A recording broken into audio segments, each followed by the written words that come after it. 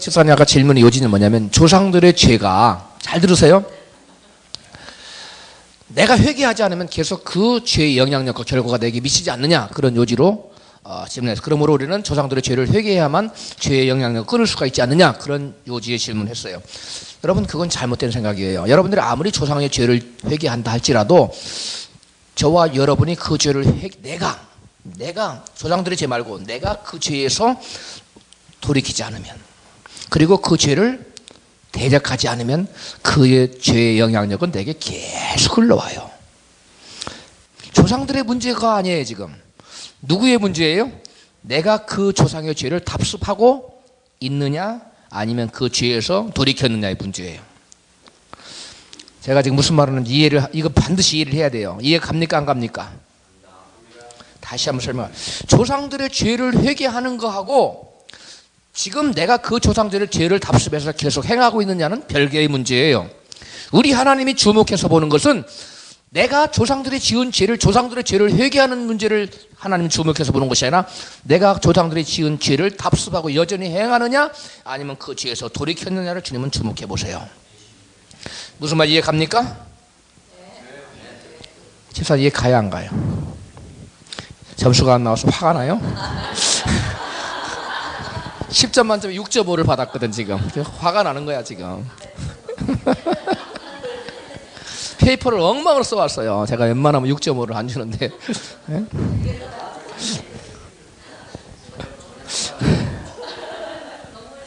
왜요?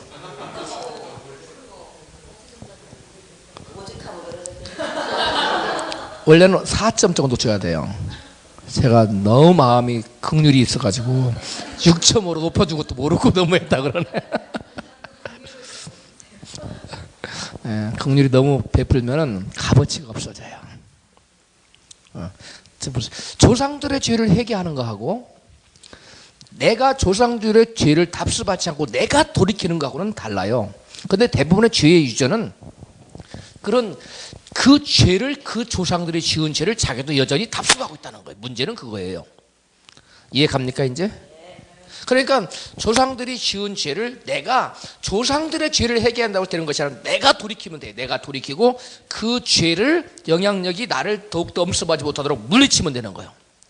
그럴 때 조상들이 지은 죄의 영향력이 내 대에서 끊어지는 거예요. 그 내가 그걸 회개하지 않으면 계속 자손 대대에 물러가고 죄는 계속 나를 공격해요.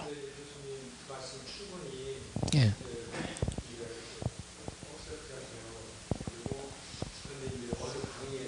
예.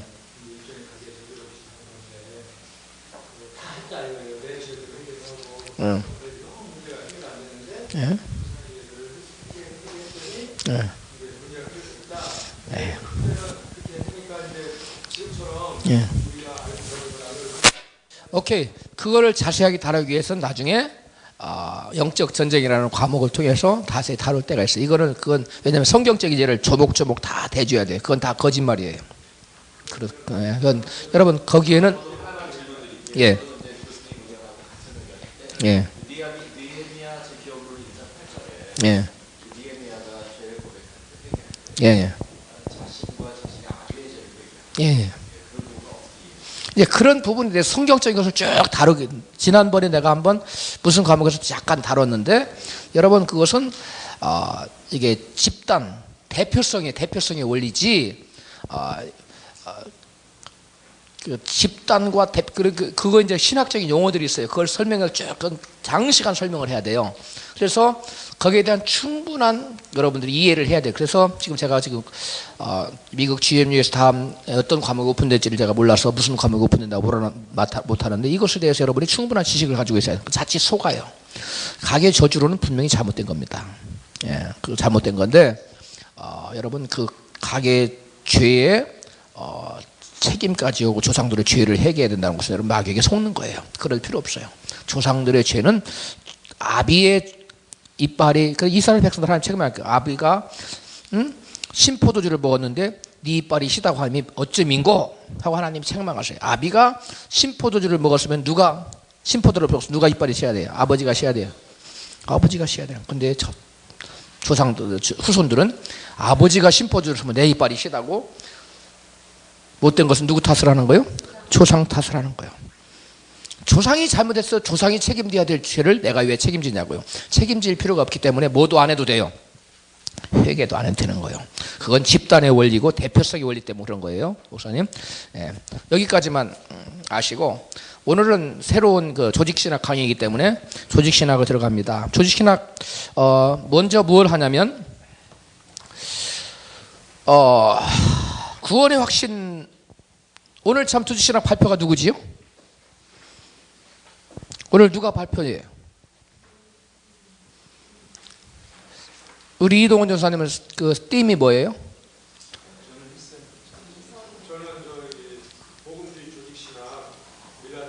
오케이. 그다음에 그러면 구원의 확신과 구원, 또 구원은 믿음에 대한 발표자는 누굽니까? 없어요? 그럼 넘어가요. 저를 보세요. 오늘은 뭘부터 해야 될지 모르겠네. 구원의 확신, 저를 보세요. 그러면 여러분 구원의 확신 섹터, 구원의 확신 부분, 저기 책을 읽어왔어요? 웨슬리 책? 구원의 확신론 읽어왔어요? 안 읽어왔어요? 안 읽어왔어요? 그러면 구원은 믿음에 대해서 제 책을 읽어봤나요? 예? 예, 그럼 그 부분을 합니다. 여러분 조직신학 강의한 구원 얻는 믿음에 대해서 먼저 합니다. 구원 얻는 믿음에 대해서는 예수님의 컨셉이 있고 바울의 컨셉이 있고 그 다음에 야고보의 컨셉이 있어요. 구원 얻는 믿음에 대해서 믿음에 대한 정의입니다. 믿음을 어떻게 볼 것인가. 예수님께서 믿는 자는 뭐라고 얘기했느냐. 먼저 예수님은 믿는 자를 따라 사세요. 그리스도 안에 머무는 자, 그리스도께 붙어 있는 자. 이 성경의 원어에 보면 헬라의 메노라는 단어예요. 예수님은 믿는 자를 원 포도나무 되시는 주님께 붙어 있는 자로, 다른 말로 말하면 공동체 안에 뭐 하는 자로? 머무는 자. 공동체 안에 들어와 있는 자를 믿는 자라고 얘기하는 거예요. 그런 자만 구원받는 겁니다. 자, 그래서 포도나무 비유를 가지고 예수님의 믿음의 개념을 설명할 수 있어요.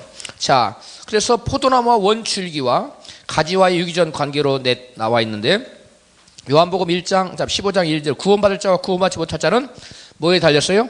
열매에 달렸습니다. 가지가 열매에 붙어 있으면 가지가 열매에 붙어 있다네. 가지가 나무에 붙어 있으면 열매를 뭐 해요? 많이 맺는다 그랬어요. 붙어 있지 아니하면 절로 열매를 맺지 못하는, 오로메릭으로 열매는 없다는 겁니다. 자, 그래서 사람이 과실을 많이 맺을 수 있는 길은 뭐예요? 주님께 붙어 있는 거예요. 포도나무 대신은 주님께 붙어 있는 것이고, 그 붙어 있는 게 뭐냐? 주님 안에 거하는 거예요. 그 다음에 요한복음 15장 10절에 우리가 그리스도께 붙어 있는 방법은 뭐냐? 계명을 지키는 겁니다. 이게 묘하게 지금 우리 주제하고 이번 주 다음 주 돌아오는 우리 줄 설교하고 지금 겹치고 있어요. 주제가 구원 얻는 믿음 세븐 연합에 대해서 설교를 하게 되는데, 그 다음에 헬라 원어로, 그러면 이제 그 열매가 뭐냐? 저를 보세요. 믿는 자는, 주님께 붙어 있는 자는 자동적으로 뭘 많이 맺어요? 열매를 많이 맺어요. 열매를 많이 맺는 자는 뭐가 된다고 그랬어요? 제자가 된다고 그랬어요. 성경을 잘 봐요. 요한복음 15장 봐봐요. 다 같이. 자, 주님께 붙어 있는 자는 뭘 많이 맺어요? 열매를 많이 맺고, 열매를 많이 맺으면 뭐가 되고? 나의 제자가 된다고 그랬어요. 근데 요한복음 8장 31절 이하에 보면 예수님은 믿는 자를 뭐라고 표현해요? 제자라고 표현합니다. 제가 지난번에도 얘기했지만은 제자가 먼저 되는 거예요? 아니면은 그리스도인이 먼저 되는 거예요? 제자가 먼저, 제자 훈련 받고 나서 제자 되는 거 아니에요? 한 3단계 코스, 7단계 코스 해가지고 그 다음에 제자 되는 거 아니에요? 그리스도인 먼저 되고? 아니에요. 그리스도인이라는 말은 별명입니다. 누구에게 붙은 별명이에요? 제자. 제자는 누구냐? 예수 믿는 자가 제자예요. 진리를 알지니 진리가 너희를 자유케 하리라. 예수께서 말씀한, 나를 믿는 자는 나의 제자가 되라. 진리를 알려 진리가 너를 자유케 하라 그랬어요. 그래서 제자는 곧 다른 말로 믿는 자고, 믿는 자는 곧 제자고, 믿는 자는 곧 주님께 붙어 있는 자고, 주님께 붙어 있는 자는 뭘 많이 맺어요? 열매를 많이 맺게 되어 있어요. 열매를 많이 맺는 자는 곧 뭐가 된다고 그랬어요? 요한복음 15장에 아예 제자가 되리라. 몇 절이에요? 요한복음 15장 펴놓고 합시다. 성경 요한복음 15장을 가요. 요한복음 15장은 여러분이 구원론을 설교할 때 너무 중요한 거고, 강의를 할 때도 그렇고, 요한복음 15장 요절을 줄줄줄줄 알고 있어야 돼요. 몇 절에 뭐가 나오고 몇 절에 뭐가 나오고. 제가 이 책을 지어놓고 친구 목사님한테 요한복음 15장을 설명을 했어요. 근데 그 목사님 반응이 뭐라 그랬냐면, 아니 요한복음 15장을 가지고 구원에 관련해서 설명한 사람 목사님 처음 봤다는 거예요. 나보고 막 뭐라고 그러는 거예요. 나중에 책에 다 세워놨잖아요. 책을 읽고서는 이런 게 숨어 있었군요. 그래서 대부분 사람들이 요한복음 15장을 포도나무의 비유로만 아는 거야. 그래서 열매 맺는 비유로만. 그래요 안 그래요? 여러분 요한복음 15장 가지고 구원을 가지고 설교하는 사람 누가 있어요? 없어요. 거의 대부분 안 해요. 다 그냥 열매 맺는 비유로 설명해요. 아니에요. 그건 열매 맺는 비유로 끝나는 게 아니에요. 그건 구원을 예수님이 믿는 자를 정의하고 있고, 구원을 정의하는 아주 중요한 깊은 의도가 숨어 있어요. 제자가 되는 제자도의 의리가 들어가 있고요. 거기 다 나와 있어요. 그래서 여러분 요한복음 15장을 구원론을 설명하면서 요한복음 15장을 모른다, 이 사람은 이 복음에 대해서 모르는 거예요. 그래서 요한복음 15장을 봐요. 자, 요한복음 15장을 나는 지금 누가복음 15장을 해놓고 좋다고 앉아있네. 주여. 요한복음 15장에 가면 5절, 4절 보겠어요. 시작. 내 안에 거하라. 나도 너희 안에 거하리라. 가지가 포도나무에 붙어있지 아니하면 절로 과실을 맺을 수 없음 같이 너희도 내 안에 있지 아니하면 그러하리라. 그러면 가지가 포도나무에 붙어 있으면 절로 뭘 맺어요? 과실을 맺는 거예요. 그럼 붙어 있지 않으면 저절로 열매를 안 맺게 돼 있어요. 열매는. 그다음에 그런데 15절 5절에 보세요. 시작. 나는 포도나무야 너희는 가지니 저가 내 안에 내가 저 안에 있으면 이 사람은 과실을 뭐해요? 많이 맺느니. 근데 7절에 가면 8절에 가면 시작. 저희가 과실을 많이 맺으면 내 아버지께 영광을 받을 것이요 너희가 내 제자가 되리라. 여기 보니까 우리 인간의 재창조 목적도 나오고 창조 목적도 나오고 제자 되는 것도 나오고 믿음도 나오고 다 나와버리네. 아까 조금 전에 지난 시간에 설명하고 연관이 되지요? 돼요 안 돼요? 다 연관성이 있어요. 하나님께서 우리 인간을 지으신 목적. 그래서 저를 보세요. 성경이 하나가 뚫리면 다른 모든 분야가 뚫려지게 돼 있어요. 이게 전부 다 관계성이 있어요. 자, 여기 보면 열매를 맺으면 열매를 많이 맺으면 뭐가 되고? 내 아버지께 영광을 돌리는 거고, 우리 인간을 지으신 목적 성취됐지요. 재창조의 목적도 성취됐지요. 그 다음에 또 뭐가 돼요? 내 제자가 되리라. 너희가 내 제자가 되는. 그러니까 저를 보세요. 우리가 예수를 제대로 믿으면요, 열매는 자동적으로 나타나게 돼 있어요? 안 나타나게 돼 있어요? 자동적으로. 많이 나타나요? 조금 나타나요? 많이 나타나게 돼 있다는 거예요. 이게 굉장히 중요한 거예요. 그러니까 저를 보세요. 예수를 믿는 사람 열매를 맺으려고 막 노력할 필요 있어요? 없어요? 막 열매를 맺으려고 노력할 필요 있어요? 없어요? 없어요. 저절로 맺는 거예요. 열매가. 그것도 조금이 아니라 주렁주렁 맺히게 돼 있는 거예요. 이게 믿음. 그러니까 내가 그리스도와 연합되어 있느냐, 붙어 있느냐, 떨어져 있느냐, 이게 문제예요. 다른 말로 내가 진실로 예수를 믿느냐, 가짜로 믿느냐, 이게 문제예요. 그런데 오늘날 많은 사람들이 예수를 믿는다고 하는데 가짜로 믿기 때문에, 주님과 떨어져 있기 때문에 자기 나름대로 열매를 막 맺으려고 하는데 열매가 안 나타나는 거예요. 이게 굉장히 중요한 얘기입니다. 다시 보세요. 4절에 보면 포도나무에 가지가 붙어있지 않으면 뭐가 맺지 않아요? 열매가 안 맺어요. 저절로 열매가 없다는 거예요. 하나도 안 맞아요. 의의 열매, 생명 이런 거 안 맺게 돼 있어요. 그런데 5절에 보니까 붙어 있으면 뭐 한다고 그랬어요? 내 안에 있다, 저 안에 있다는 건 다 메노, 다른 말 우리나라 말에는 붙어 있다, 머무르다, 거하라, 그 다음에 내 안에 거하라, 여러 말로 표현되어 있는데 다 원어에는 같은 단어예요. 붙어 있다, 거하다, 머무르다, 다 똑같은 뭐라고요? 한 단어인데 우리나라 말로 전부 다 표현을 달리 해놨어요. 미국 성경에도 전부 다 리메인이라는 한 단어를 썼는데 우리나라 말은 왜 이렇게 저렇게 표현을 바꿔서 해놨는지 잘 모르겠어요. 그건 왜 그러냐면 포도나무에 머물러 있어라 하기가 붙어 있어라 이렇게 한 거예요. 우리나라 표현상이 그러니까. 그래서 표현이 달라졌을 뿐이지 원어로는 다 같은 얘기라는 거예요. 뭐라고요? 메노. 예, 메노라는 단어예요. 그런데 우리가 그 안에 머물러 있으면, 주님께 붙어 있으면 뭐예요?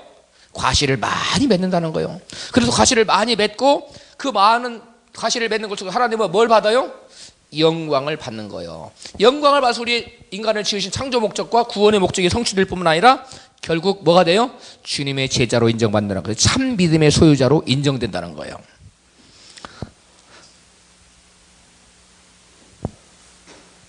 그러므로 저를 보세요.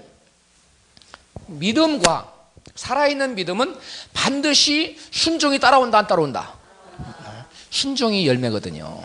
자, 제가 이거 써왔어요. 열매의 의미, 요한복음 15장 포도나무 비유에 나타난 열매. 박윤선 박사는 열매를 어떻게 설명하고 있느냐? 다 같이 시작. 성령의 은혜로 행실을 바로 행함과, 그 다음에 열매, 성도로서의 올바른 행실. 이게 다 뭐예요, 이게? 예수님 말씀하신 착한 행실이잖아요. 마태복음 9장 16절 그 써놓으세요.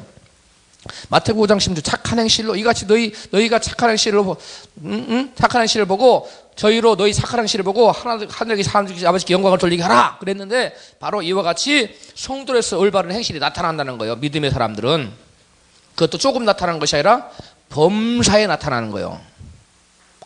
아멘. 두 번째, 강병도 목사는 뭐라고 얘기했느냐? 호크바 주기서에서 시작. 그리스도를 믿고 새 사람이 됨에 따라 나타나는 신령한 변화를 충칭하는 것이다. 저를 보세요. 그러니까 포도나무에 붙어 있는 사람은 열매를 뭐 하게 돼요? 저절로 맺는데 얼마큼 맺어요? 많이 맺어요. 그 강병도 목사는 뭐라고 얘기했느냐? 예수를 믿고 보라, 이전 것은 지나갔으니 새 것이 되었도다 그랬잖아요. 그래서 새 사람이 되었다는 거예요. 새 사람이 되어서 이제는 신령한 변화가 나타난다는 거예요. 옛날에는 자기를 위해서 살았고 자기 중심적이고 막 그렇게 살았는데, 이제는 자기 중심적이 아니라 누구 중심이에요? 그리스도 중심, 그리스도의 중심으로 바뀌었다는 거예요. 자기 유익이 아니라 그리스도의 유익을 위해서. 그는 흥하여야 되겠고 나는 쇠하여야 되리라. 그런데 오늘날 많은 사람들이 그리스도를 짓밟고 자기가 높아지려고 그러죠. 고개를 들라. 저를 보세요. 여러분 오른손을 높이가 아니라 가슴에 대고, 내가 정말 세례 요한의 마음을 가졌는가? 내가 죽어져서 그리스도께서 영광을 받으시고 그리스도가 높아지고 그는 흥하여야 되겠고 나는 쇠하여라. 그런 심정이 정말 있습니까?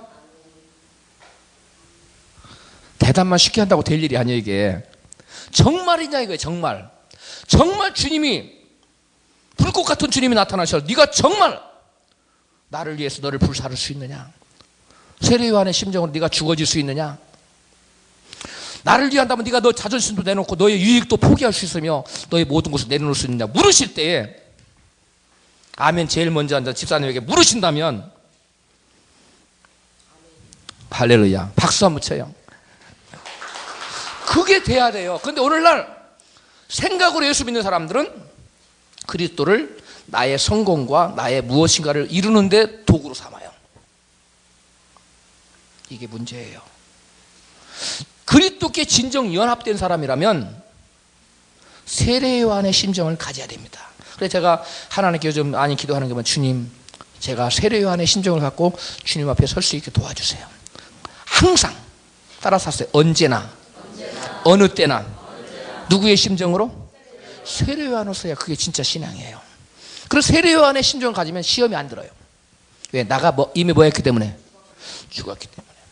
그래서 사람 열매가 항상 나타나. 언제고 나타나. 할렐루야. 예.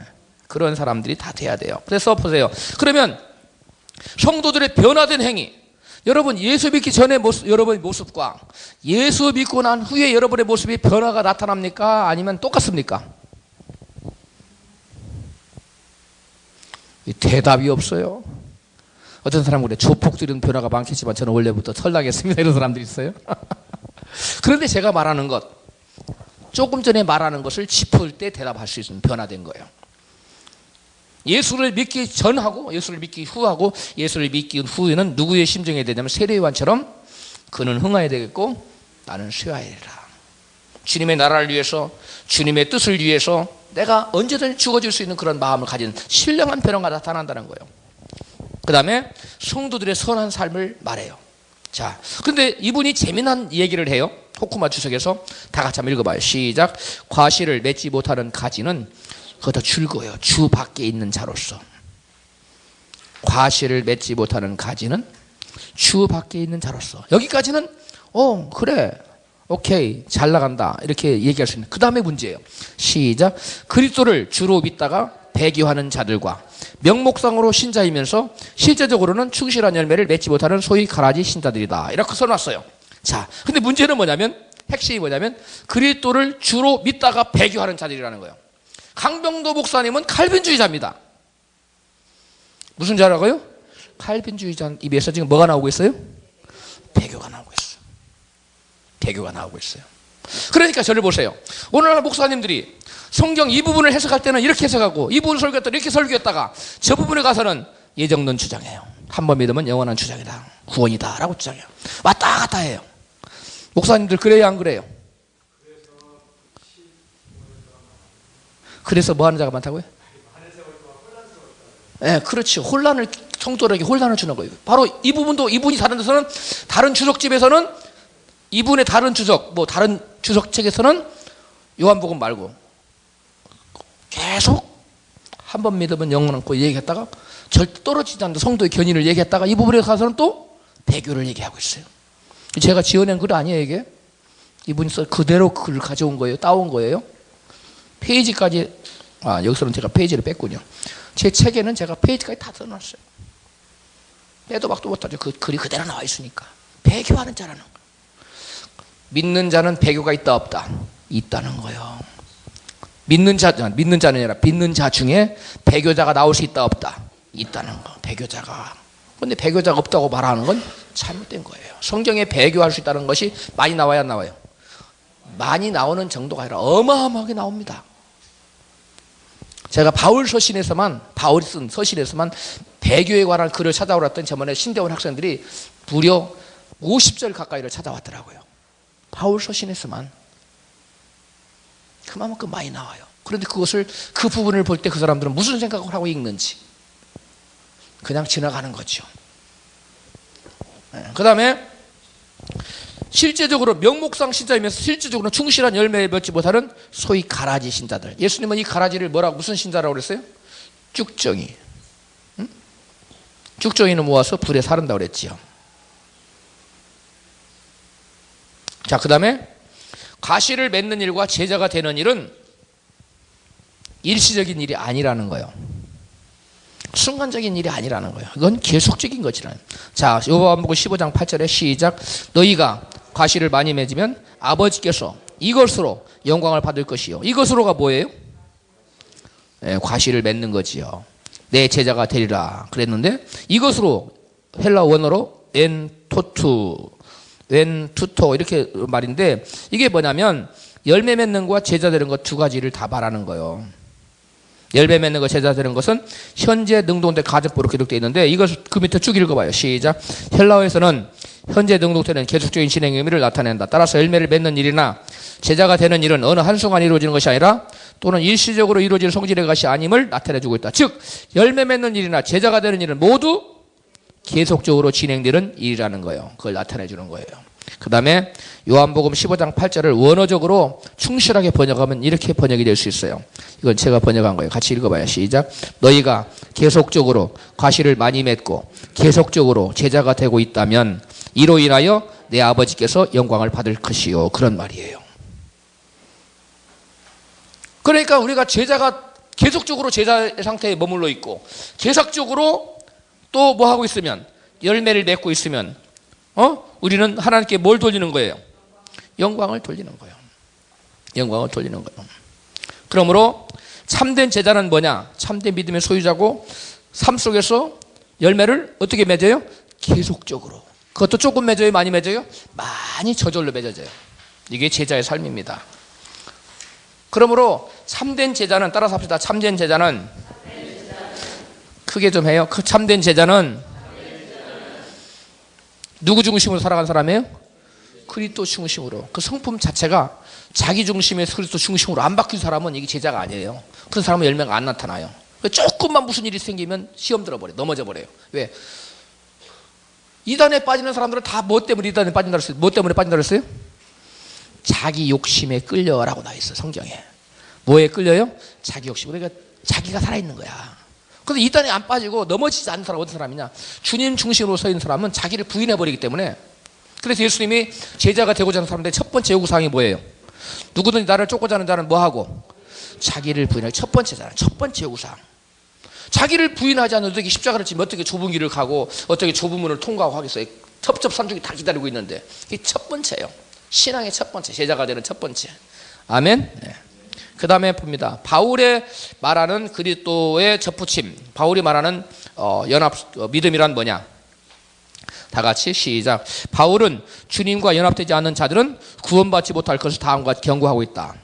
자, 로마서 11장 22절 시작. 너희가 만일 하나님의 인자에 거하면 그 인자가 너희에게 있으리라. 그렇지 않으면 너희도 지키는 바 되리라. 아멘. 여기 보면 너희가 뭐래요?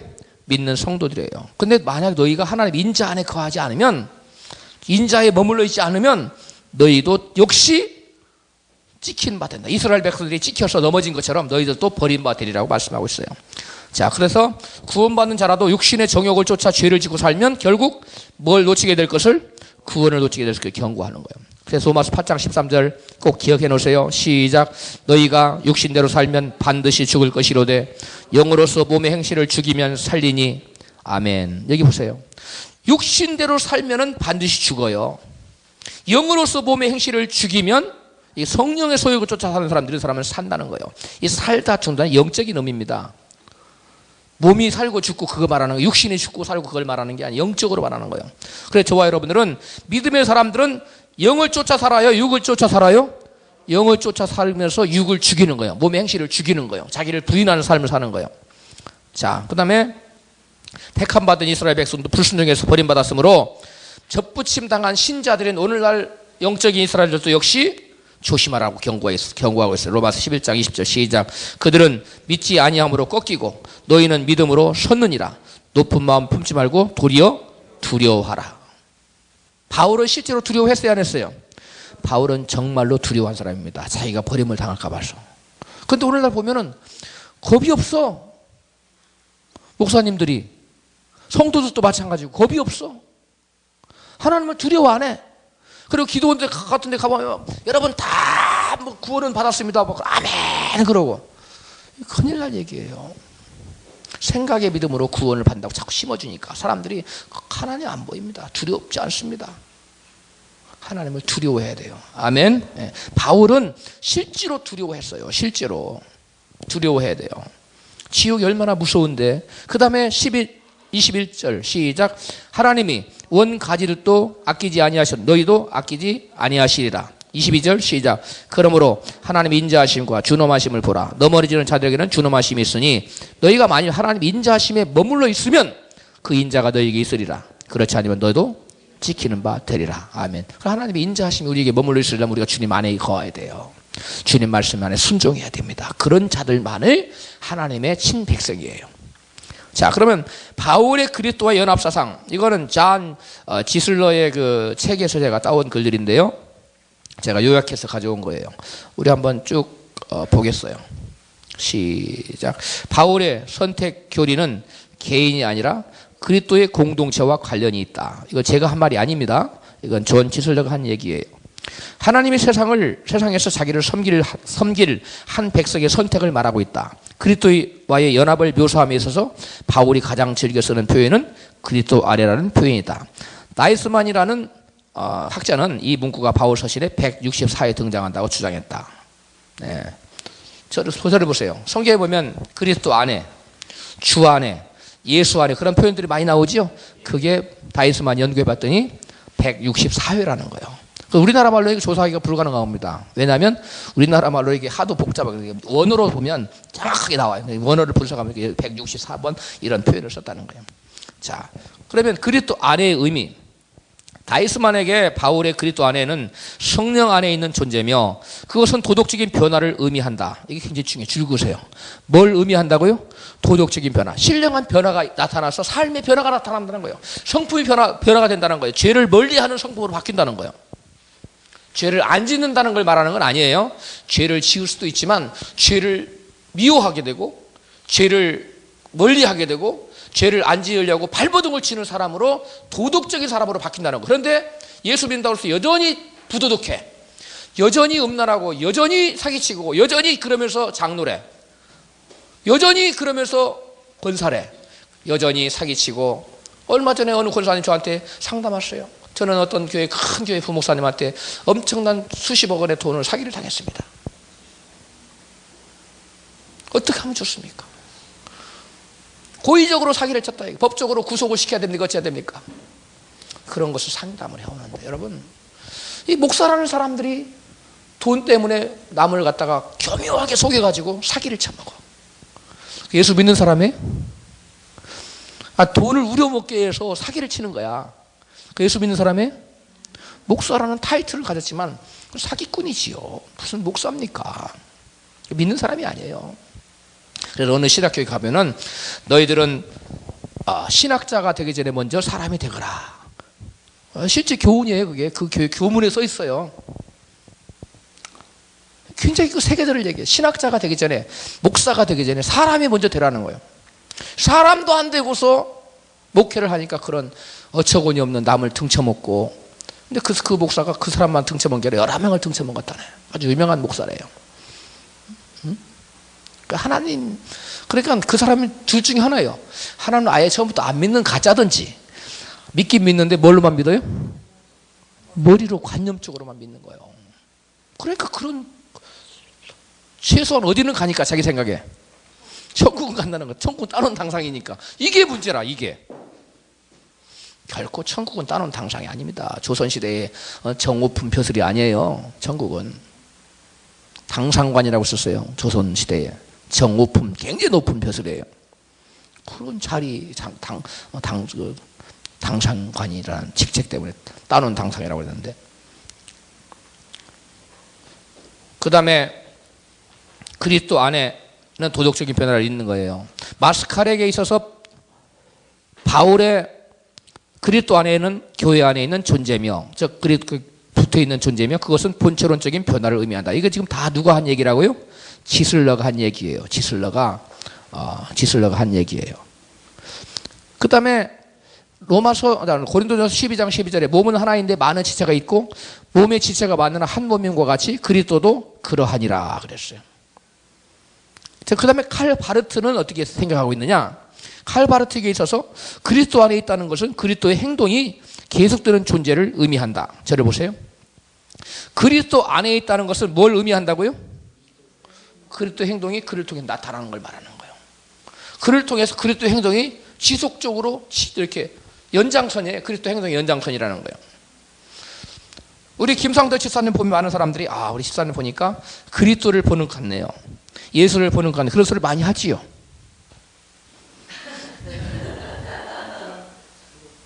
그냥 뭐 어떻다는 거예요? 그냥 뭐 어떻다는 거예요? 예? 인상 좋게 생겼다. 그 정도로는 안 돼요. 집사님 보니까 뭔가 그리스도의 향취가 납니다. 예수 믿으시죠? 뭐 이렇게 나와야 돼요. 예? 목사님 같습니다. 목사님이십니까? 이렇게 물어보고 막 그래야 돼요, 사람들이. 그 얘기 잘 소리. 할렐루야. 우리 목사님 그런 소리 많이 듣죠? 목사님이시죠? 그러죠? 사람들이? 예. 이신표 목사님 그런 소리 많이 듣지요? 네, 할렐루야. 그런 소리 들어야 돼요. 당신을 보니까 조폭 같습니다. 뭐 이렇게 나가면 곤란해요. 혹시 삼촌이 조폭이세요? 뭐 이런 사람. 그러면 안 돼요. 우리가 말과 행실에서 우리의 얼굴만 봐도 사람들에게 따뜻함을 줘야 돼요. 응? 평안함을 줄 수 있어야 돼요. 네. 그렇다고 가볍게 보이라는 말은 아니에요. 응? 그래서 바르트가 말할 때 그리스도 안에 있다라는 성경의 바울의 표현은 그리스도의 행동이 그의 삶 속에 뭐 하는 것이다? 연장으로 나타나는 것이다 라고 칼 바르트는 얘기했어요. 어떤 사람은 제가 할바르트의 그 글을 인용해 놨더니 왜 신신학자의 신정통주의 신학자의 말을 인용했냐고. 여러분, 신정통주의가 처음부터 끝까지 다 잘못된 겁니까? 아니죠. 자, 칼바르트에게서 그리스도의 실제가 무엇냐고 묻는다면 그는 예수 그리스도와의 연합이라고 대답할 것이다.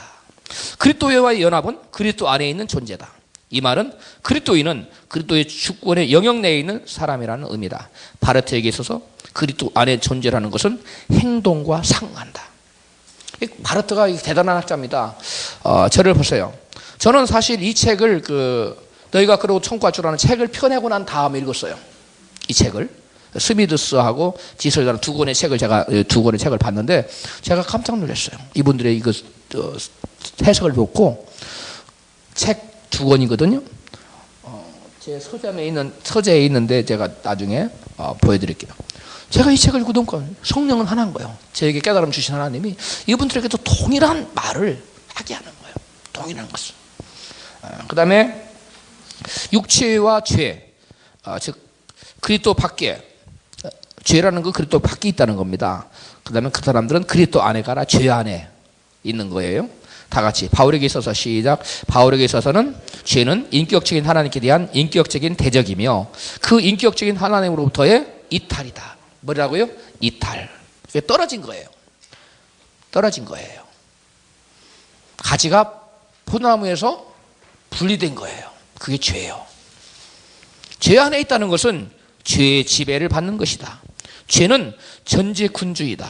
죄 아래에 있는 인간은 죄 아래 팔린 인간이다. 이거 다 성경 말씀들을 지금 다이스만하고 루이스 스미드스가 지금 하는 얘기예요. 바울이 육신 안의 존재는 성령 안에 있는 것과 하나가 될 수 없으며 또는 율법 아래 있는 것에 대해서 말할 때 그것은 은혜 아래 있는 것과 반대가 된다. 또한 그가 그리스도 안에 있는 사람이 동시에 죄 안에 있을 수 없다고 말할 때 바울은 이러한 표현들을 통해서 동일한 상황을 지적하고 있는 것이다 라고 얘기하고 있어요. 제가 지금 이분들이 뭐라고 얘기하는지 여러분 이해가지요? 설명이 필요합니까? 설명이 필요하면 가차없이 손을 드세요. 그러면 두 번, 세 번 설명해 드릴 테니까. 근데 그렇게 어려운 얘기가 아니니까. 죄로부터의 해방. 시작. 결국 육체는 다른 세력에 의해 정복당해야 한다. 이 해방의 수단은 믿음과 은혜. 동그라미예요. 죄로부터 해방되는 것은 은혜와 믿음이에요. 저를 보세요. 은혜가 먼저입니까? 믿음이 먼저입니까? 은혜가 먼저예요? 믿음이 먼저예요? 이것을 우물쭈물하면 안 되죠. 제가 은혜에 대해서 그렇게 많이 설명을 했는데 그렇죠. 은혜. 그러다가 화는 낼 거 없어요. 소리는 크게 해도. 짜증난다 이거 지금 내가 몇 번씩 묻냐고. 저를 봐요. 저를 보세요. 성부의 은혜, 성자의 은혜, 성령의 은혜가 있습니다. 그렇지요? 설명 안 해도 되죠? 성부께서 어떤 은혜 베푸세요? 구원 계획을 세우시고 독생자를 보내신 은혜. 성자께서는 하늘 영광을 버리시고 아버지의 뜻을 받들어 이 땅에 오시고 와주시고 또 우리의 죄악을 친히 담당하시고 또 우리에게 또 뭘 보내시고 성령을 보내시고 이게 성자의 은혜예요. 그 다음에 성령의 은혜는 우리에게 오셔서 죄에 대하여 의에 대하여 깨닫게 하시고 우리를 믿을 수 있도록 깨달음을 주시고 죄를 자각하게 하시고 이것이 성령님의 은혜입니다. 그래서 성삼위 하나님께서 우리에게 베푸신 은혜를 우리가 믿음으로 뭐하면 받아들이면 구원이 이루어지는 거예요. 무슨 말 이해갑니까? 그러니까 은혜와 믿음은 어느 게 먼저예요? 이건 하나님의 행위예요. 믿음은 우리 인간이 하나님의 은혜에 뭐 하는 거예요? 반응하는 겁니다. 무슨 말 이해갑니까? 근데 이 믿음이 뭘로 입증해요? 순종으로 참인 것을 증거하고 이 순종은 일순간이 아니라 계속 지속적으로 나타나야 구원이 이루어진다는 겁니다. 지금 무슨 말 이해가지요? 우리가 지금 무슨 공부하고 있어요? 구원론 공부하고 있어요. 자, 그래서 죄로부터 해방된다는 것은 오로지 세상을 이기면 이것이 곧 무엇이니라? 믿음이니라. 요절 외우라고 그랬죠. 요한 1서 몇 장 몇 절인가? 2장 5장인가? 5장 4절에 한번 찾아가 봐요. 이것도 외워야 돼요. 요절이거든. 요절이니까 요한 1서는 요한계시록 앞에 있지요. 세상을 이기면 이것이니 곧 우리의 믿음이라고 나왔어요. 5장 4절 다 같이 시작. 대저 하나님께로 난 자마다 세상을 이기느니라. 세상을 이김은 이것이니라. 이것이 우리의 믿음이니라. 그 앞에 것은 뭐 외워도 좋지만 기니까 핵심적인 건 뒤에 있어요. 세상을 이김은 이것이 우리의 믿음이니라. 그러니까 믿음이 없이 세상을 이긴 자가 누구뇨? 또 나와요. 뒤에 어디 나오더라? 그건 또 그것도 역시 나오는데, 믿음이 없이 세상을 이긴 자가 누구뇨? 하면서 또 그 요한이 또 얘기를 하고 있어요. 자, 제가 5절? 그렇죠. 이어서 바로 나오네요. 멀리 갈 것도 없이 그 다음에 시작. 예수께서 하나님 아들이심을 믿는 자가 아니면 세상을 이기는 자가 누구뇨? 그러니까 믿음이 없이는 누가 세상을 이기냐는 거예요. 세상을 이기는 것은 믿음밖에 없어요. 그러니까 아까 우리 누굽니까? 아까 누구죠? 각자. 존 지슬러가 얘기하기를 죄로부터 해방은 뭘로 된다고요? 믿음으로 된다는 말이에요. 이게 성경에 근거한 말들이에요. 이 학자들이 다 하는 얘기가. 그래서 이 해방의 수단은 믿음과 은혜인데, 그러니까 사실은 뭐부터 나와야 돼요? 은혜와 믿음이에요. 하나님 은혜가 먼저고, 그래 우리 인간의 믿음이 그 다음에요. 이는 죄악된 옛 권세에서 자유의 생명의 새로운 권세로 변하는 능력이며, 이는 믿음에 의해서만이 이루어진다. 이름은 하나님 제공하시는 것을 붙잡는 것. 자, 여기 나오네. 그의 은혜로운 활동이 예라고 말하러 실천하는 것이며. 제가 지금 설명을 같아요, 안 같아요? 같지요. 응? 은혜에 대한 반응이다. 이 지금 제 얘기가 아닙니다. 지슬러가 쏘는 얘기인데, 제가 이 책을 굉장히 감동받았어요. 어떻게 성령은 이렇게 같은지 제가 깨달은 바를 이분은 이렇게 써놨어요. 저는 달리 표현하지만, 저는 이렇게 설명하지만, 제 책에 나와 이런 것들이 나와 있는 이 지슬러가 이렇게 써놨더라고. 하나님이 베푸신 것에 반응인데, 예스는 보상이며 하나님의 영접하여 하며 반드시 그리스도 안에서 거하는 지속적인 삶이어야 그리스도 통치권 안으로 들어간다. 지속적인 삶, 통치권 안으로 들어가는 거예요. 그 다음에 연합과 믿음입니다. 믿음과 연합. 이번에 글은 앞에 글은 존 지슬러의 글이고요. 이번 글은 루이스 스미드 글이에요. 그러면 믿음은 그리스도께서 우리와 함께 들어가신 연합에 있는 우리의 의식적이며 의지적인 삶을 지적해주는 단어이다. 믿음이 없이는 연합은 존재하지 않는다. 그러니까 연합을 뭘로 푸는 거예요?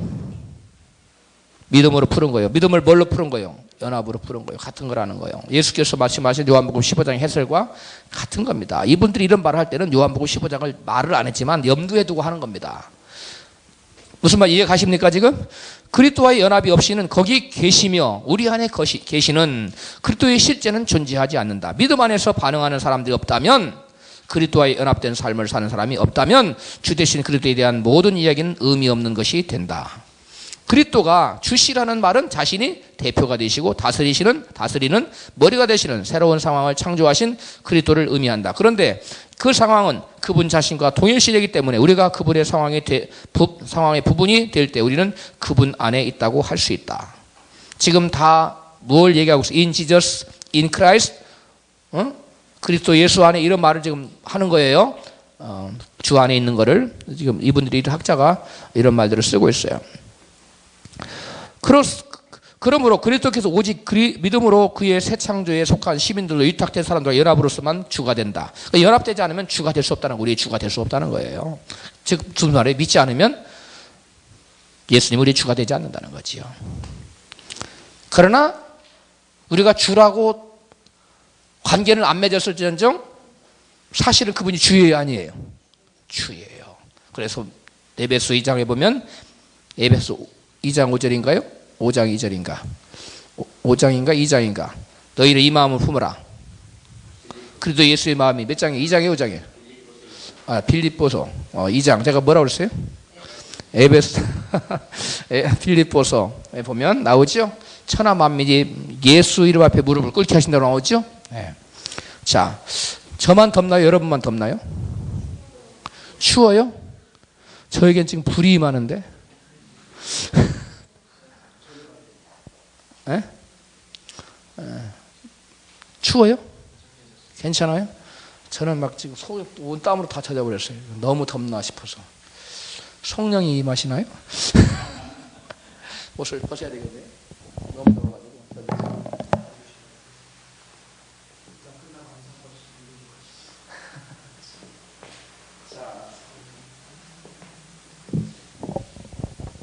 여기 쭉 여러분 이거 시간이 많이 가니까요.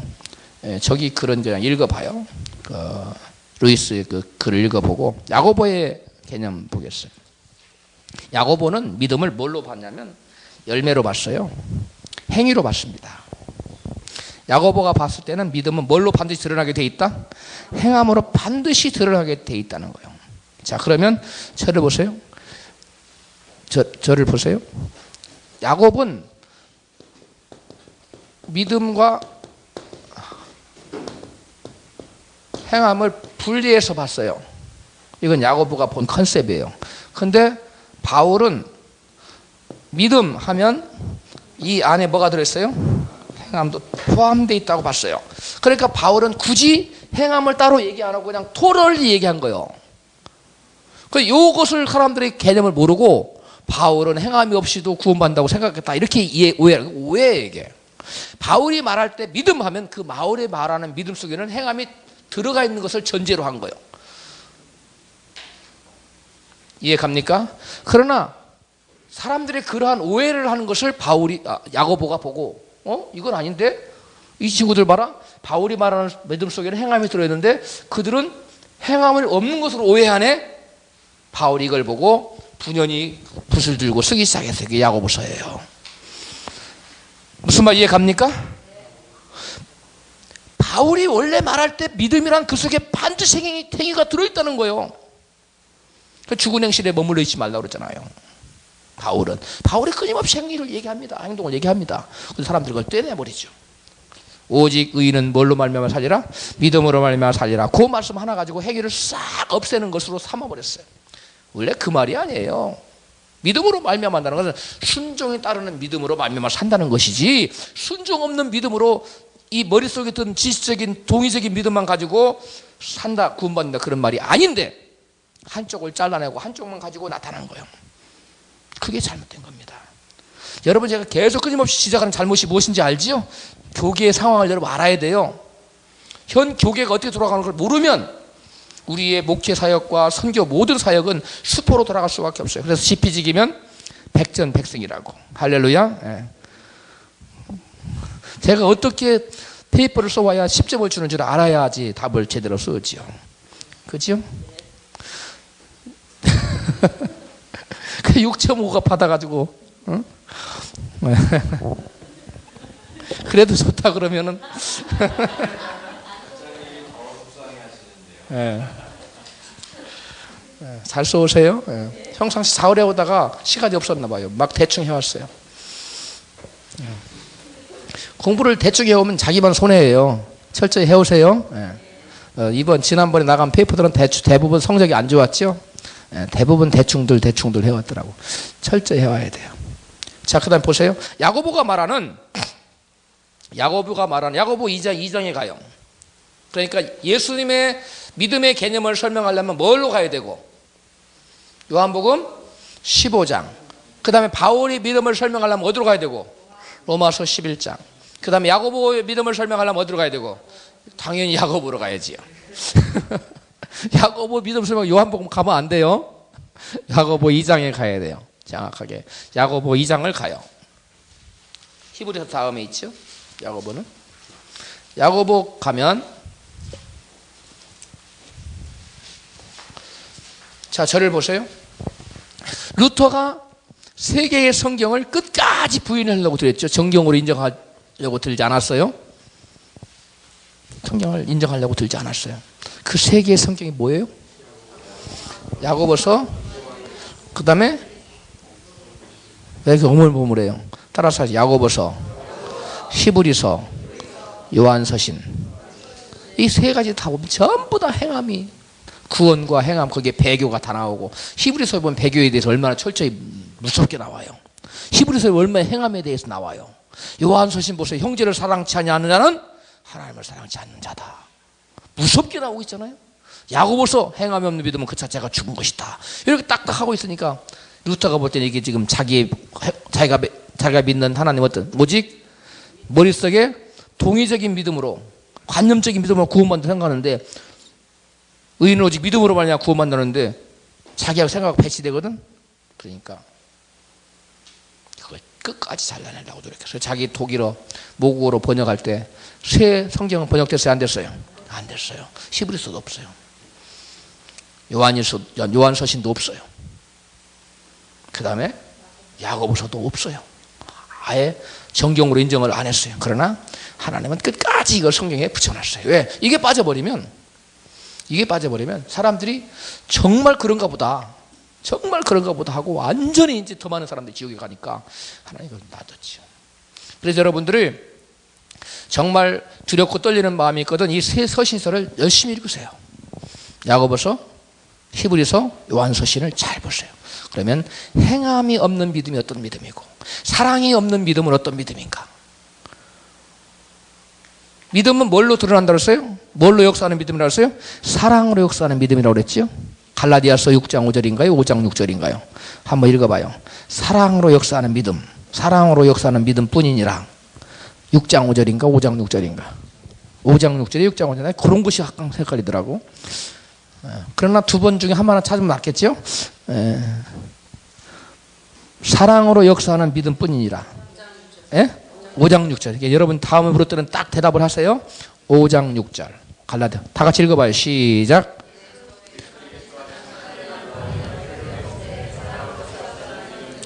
예, 거기 보면 사랑의 역사하는 믿음이에요. 이게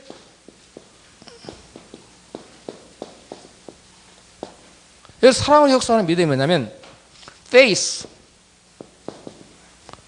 그 다음에 expressing,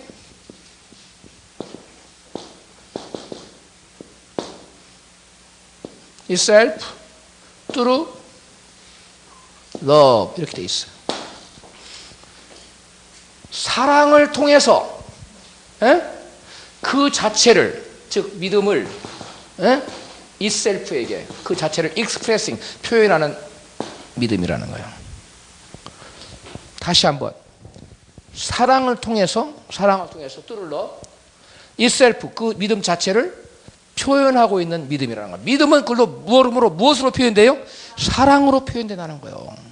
사랑은 여기서 말하는 그 갈라디아서 바울이 말하는 이 사랑은 무슨 사랑이냐면 행함이 따르는 사랑을 말하는 거예요. 말로만 하는 사랑이 아니에요. 그래서 야고보서는 형제들아 뭘로만 사랑하지 말고 입술로만 사랑하지 말고 행함과 진실함으로 사랑하라. 바로 그거예요. 그러면서 이 사랑은 믿음은 반드시 뭘로 표현돼요? 사랑으로 표현돼요. 그런가 안 그런가? 야고보서 가봐요. 야고보서 가면 2장 야고보서 2장 14절에요. 다 같이 시작. 형제들아 만일 사랑이 있노라 하고 행함이 없으면 무슨 유익이 있으리요? 그 믿음이 능히 자기를 구원하겠느냐? 하면서 쭉 뭐가 나와요? 행함인 사랑의 행위들이 나오잖아요. 형제가 자매가 헐벗고 있는 이러한 영식이 없는데 너희 중에 누구든지 이르되 말로만 평안히 가라, 말로만 더웁게 하라, 말로만 배부게 하라, 말로만 하면서 그러면 쓸 것 쓰지 아니하면 무슨 유익이 있으리요? 그 말로만 하는 것은 사랑이라는 거예요, 아니라는 거예요? 아니라는 거예요. 그 말로만 하는 것은 믿음도 아니라는 거예요. 행함으로 하라는 거예요. 행함으로. 그러면서 구체적으로 말로만 하지 말고 말로만 평안히 가라. 제가 말로만이라는 말을 넣었지만 그렇잖아요. 평안히 가라 말로만 하고 더웁게 하라 말로만 하고 배부르게 하라 말로만 하면 무슨 소용이 있냐는 거예요. 행함으로 하라는 거예요. 근데 그 행함 어떤 행함이 여기 보니까 사랑의 실천이잖아요. 그래서 보세요. 이걸 야고보서와 연결하면 사랑으로서 사랑의 실천하는 사랑이에요. 실천하는 사랑을 통해서 그 자체가 표현되는 믿음이에요. 자, 이것은 우리 곽준 형제님 문장을 전환하면 faith express itself 그 다음에 through love 이렇게 해도 돼요. 이것을 전환시키기 위해서 이게 뭐 분사구문인가?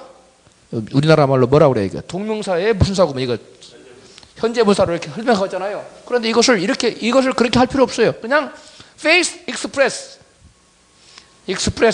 itself through love 이런 문장으로 바꿔지는 거예요. 사랑은 그 표현한다는 그 자체를 사랑이나 믿음은 뭐로? 사랑으로. 여러분 믿음이 정의를 알겠지요? 알겠지요? 이게 NIV 성경에 이렇게 번역이 되어 있어요. NIV 성경에 믿음은 사랑으로 그 자체. 그런데 여기다가 그 NIV에 이게 아까 갈라디아서 5장 6절이라고 그랬죠? 거기다가 뭘 써놔야 돼? 가로 열고 야고보서 2장 14, 15를 써놔야 되는 거예요. 그게 바로 야고보서가 이거 설명해 놓고 있어요. 성경은 전체가 다 이렇게 연결이 되어서 서로가 서로를 해석해 주고 있어요.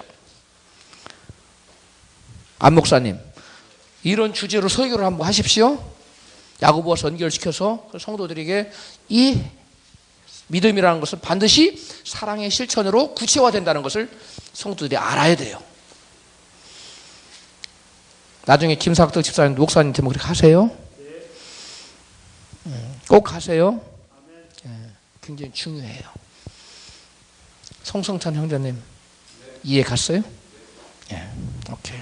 자, 그래서 여러분 여기까지 세 가지 구원 얻는 믿음에 대해서 이것이 이제 다음 주간에 제가 지금 책으로 집필하고 있는데 거의 다 끝났는데요. 제가 아직 우리 교회 설교에서는 지금 구원 얻는 믿음 몇 번째까지 했죠? 6번째까지 했죠? 다음 주가 이제 영접에 관해서 하는데, 연합, 다음 주에 연합에 대해서 하는데, 6번 했으니까 이제 6번을 더하면 12개로 주제로 구원 얻는 믿음이 끝나요. 그리고 이제, 제가 요즘 설교를 하면서 영적인 것들을 지금 학문적인 것으로 책을 써놨는데 영적인 것을 부과시키고 있어요. 그래서 조금 책이 좀 부드러워질 것이고 조금 더 영적인 것이 가미된 책으로 바뀔 것 같아요. 폭도 옛날에는 9가지 주제에서 3가지씩 12가지 주제로 바뀌었고 조금 책이 발륨이 좀 넓어졌어요. 지금 현재 제 책 페이지로 298페이지까지 나갔는데 한 320페이지 너희가 그러고도 성과적으로 그 책의 분량으로 나올 것 같아요. 책이. 그래, 여러분 기도해 주시기 바랍니다.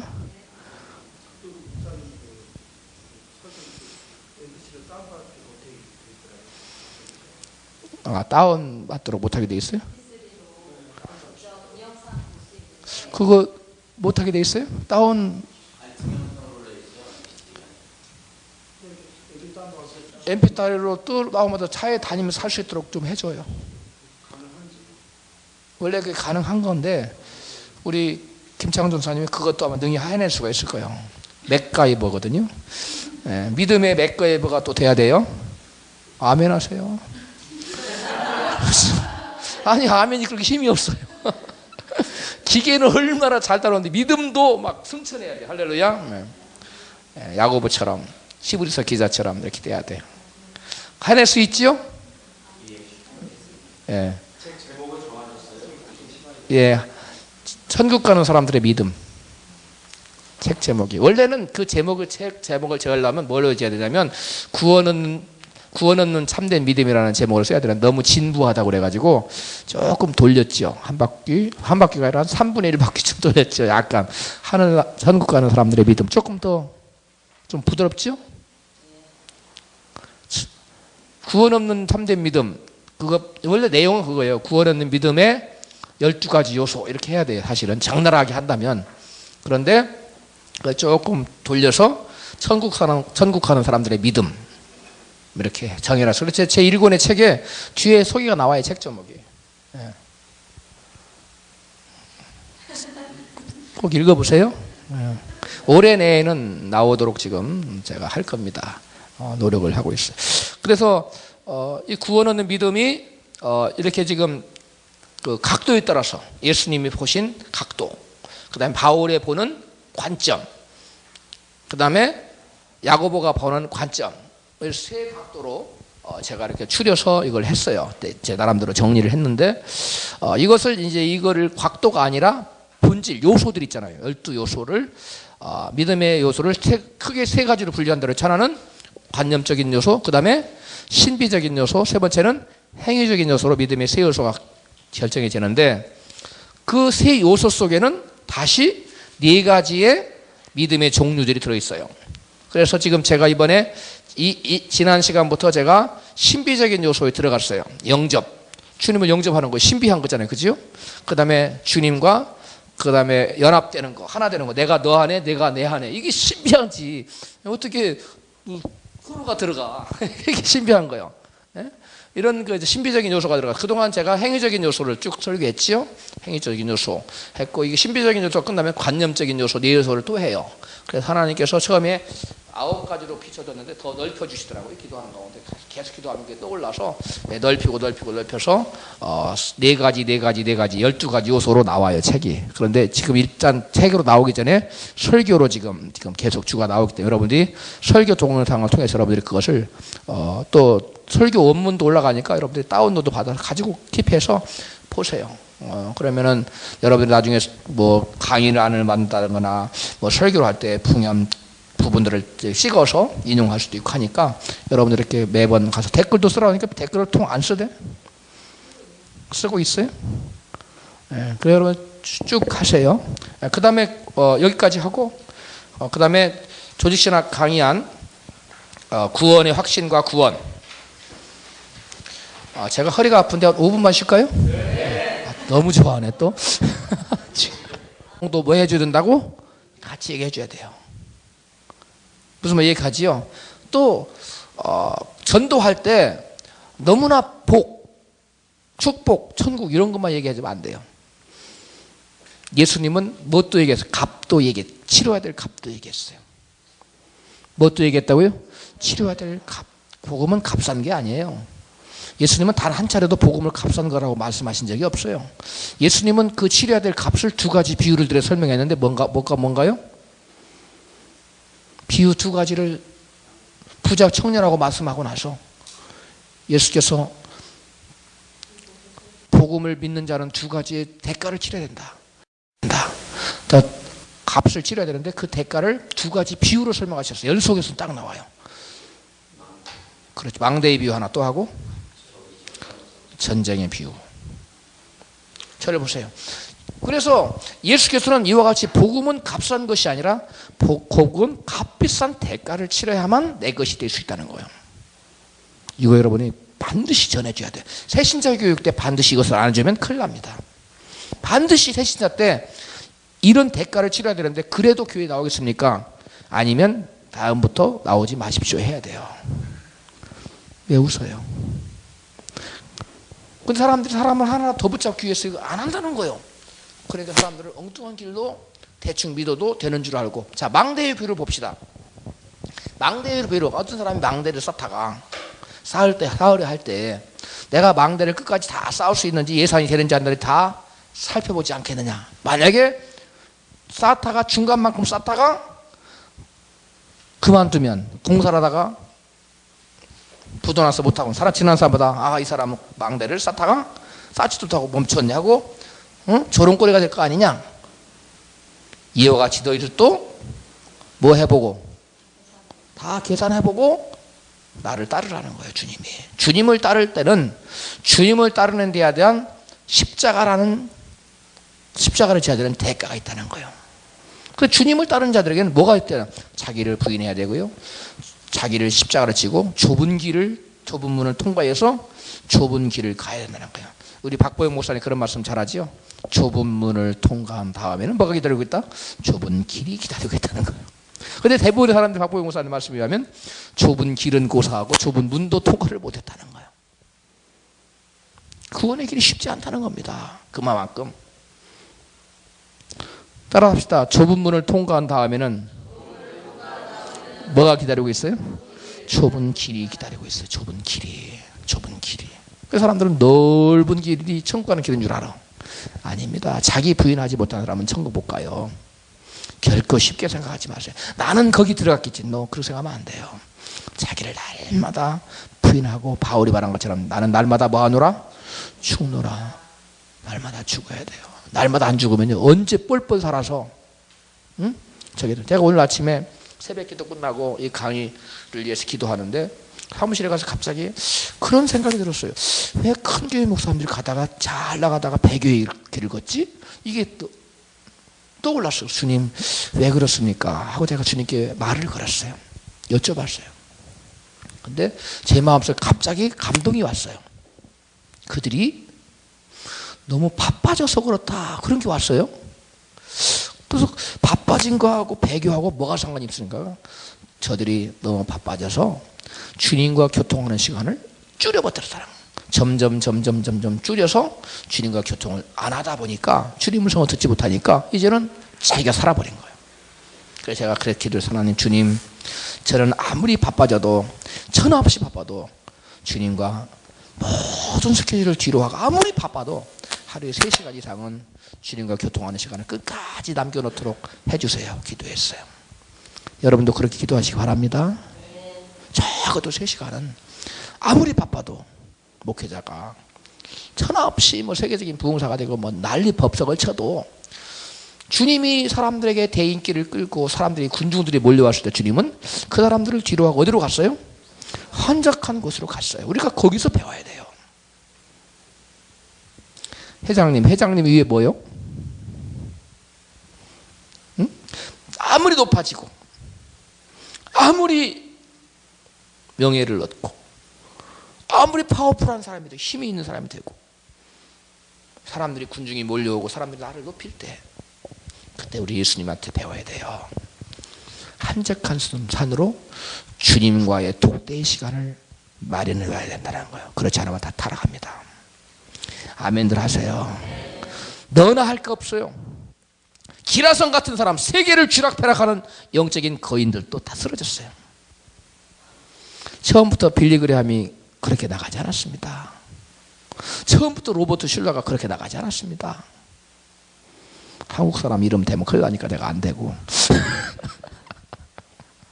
그분들이 처음부터 그러지 않았어요. 신실했습니다. 그런데 이제는 바빠졌다는 거예요. 너무 이름이 높아지니까 마음이 교만이 들었어요.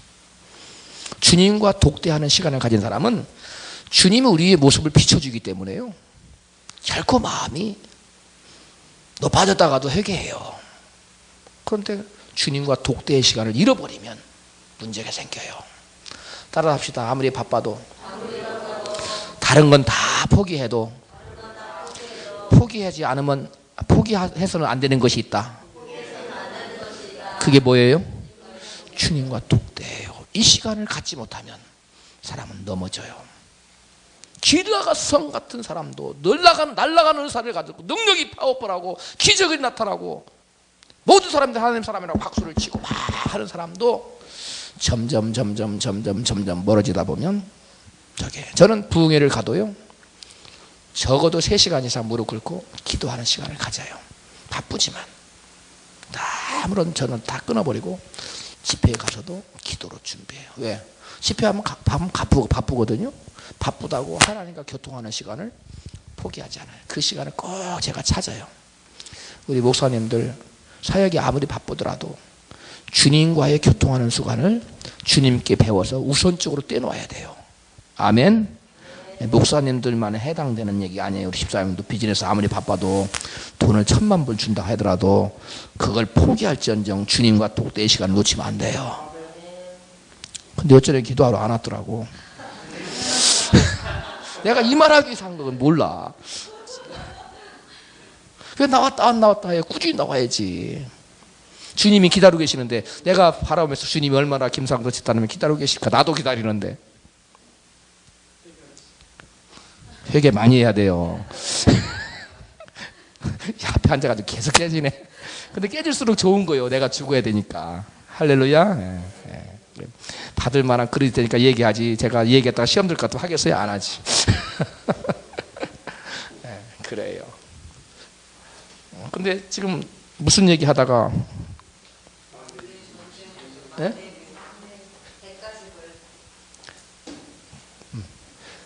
무슨 얘기 하다가? 망대의 비유. 그렇지요. 망대의 비유 다음에 또 다른 대가를 주님이 얘기했어요. 그게 뭐예요? 전쟁임. 너희가 가지고 있는 일만으로서 너희를 대적하기 위해, 너희를 삼키려 찾아오는 저 이만을, 너희들을 삼키려 찾아오는 저 대적을 향하여 가서 싸울 것인지, 맞으러 가서 싸울 것이 아니면 가서 화친할 것인지 먼저 계산해봐라. 그래서 만약에 전쟁이 질 것 같으면 얼른 나가서 뭐 해야 돼요? 화친하고 목숨 부지해야죠. 응? 위성국이라도 응? 가지고 있어야지요. 그러나 이길 수 있을 자신 있으면 뭐 해야 돼? 나가서 당당히 싸워서 비록 1만밖에 없지만 능히 대적에서 승리를 쟁취하고 나라를 지켜라. 너희 생명도 보존하고. 마찬가지로 너희가 나라를 따르는 데는 이와 같은 시련과 역경과 어려움과 도전이 있다는 거예요. 박도일 형제님 뭐가 있어요? 네, 정확하게 대답하네요. 한마디로 도전이 있어요. 고난이 있고 시련이 있어요. 그런 주변에서 막 신학 못하게 하고 막 마귀가 막 벌벌 막 일어나서 별저기를 다 하지요. 예, 그럴지라도 주님을 따르는 데는 반드시 뭐가 있다고요? 대가가 있다는 거예요. 주님 그걸 말씀하시는 겁니다. 성경 거기 펴봐요. 누가복음. 어느 분이 제일 먼저 펴서 읽어요. 예, 누가복음 14장. 김정식 집사님 벌써 펴놓고 있어요. 저 정도는 돼야 됩니다. 누가복음 14장.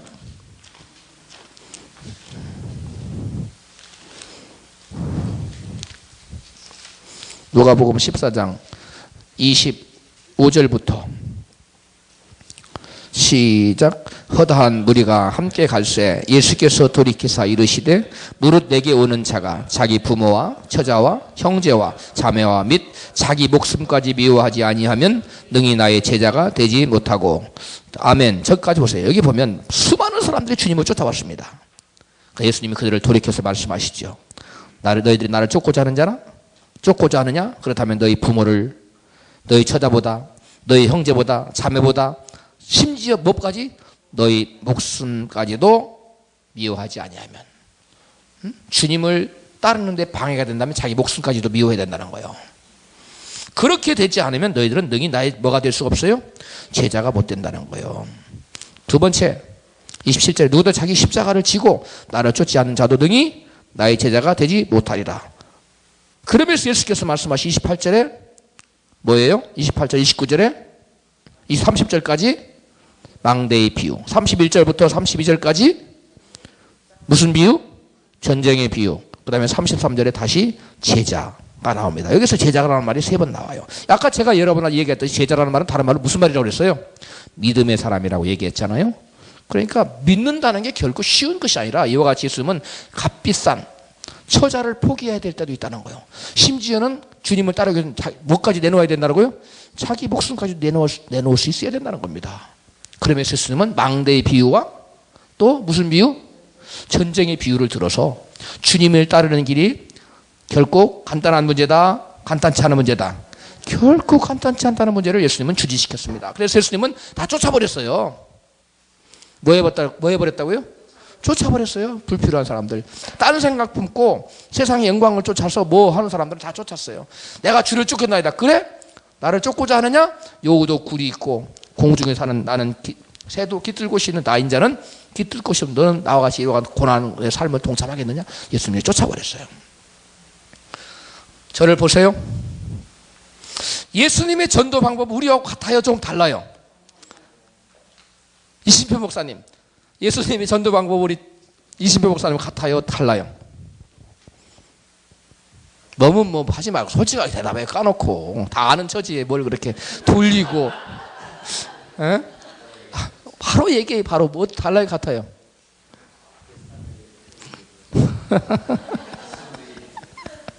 우리 목사님, 안 목사님, 예수님의 전도 방법하고 우리 안 목사님 같아요? 달라요?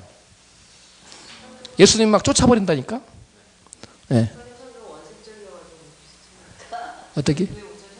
네. 네. 비슷해요, 예수님하고? 네. 예수님은요, 타협하지 않았어요. 부자 청년? 그래, 네가 나를 진짜 쫓고자 해? 영생을 얻고자 해? 다 팔아, 가난한 자에 주어. 예.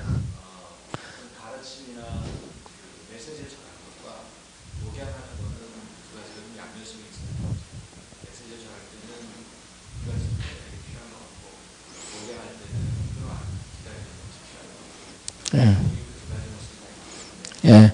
우리 지금 그 안 목사님 어떻게 봤냐면 설교는 선지자의 모습으로 이해했고요.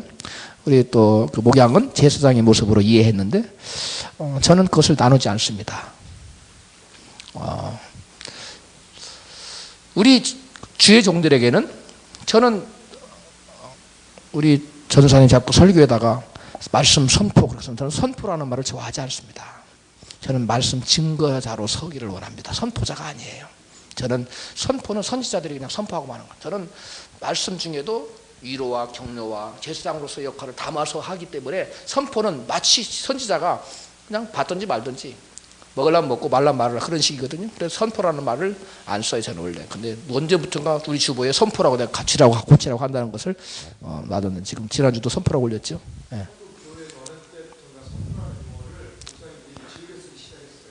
그래요. 나는 그건 모르겠어요. 그런데 저는 선포라는 말을 안 씁니다. 그냥 나는 증거자로 쓰기를 원해요. 그냥. 그런데 제가 말하는 것은 우리 주의 종들이 하나 돌이켜야 될 점이 있어요. 그 뭐냐면 너무 타협적이라는 거예요. 너무 타협적이라는 거예요. 예수님은 타협적이 아니었다는 거예요. 그리고 실제로 복음 전도자들이 복음 전도를 나가서 저런데 그 유명한 그 진정한 그리스도인 제가 추천도에서 올렸죠. 찰스 프라이스? 찰스 프라이스인가? 찰스 프라이스가 젊은 시절에 자기 친구하고 전도를 나가서 대학생들 전도하는데 그 친구한테 한참 전도를 그 친구가 마음에 물어요. 주로 영접하려고 그러니까 묻는 거야.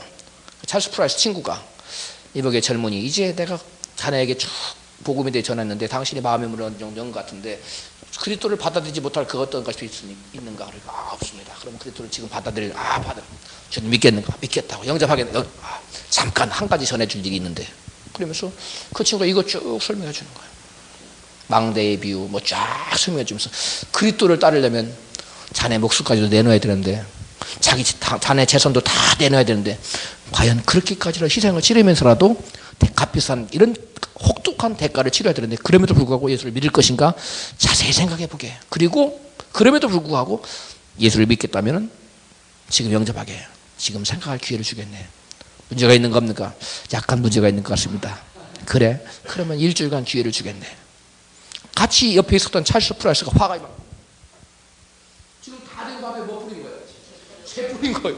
아니 다 구해놓고 그 친구라고 이 친구 지금 당찬에 뭐 했는가 말이지.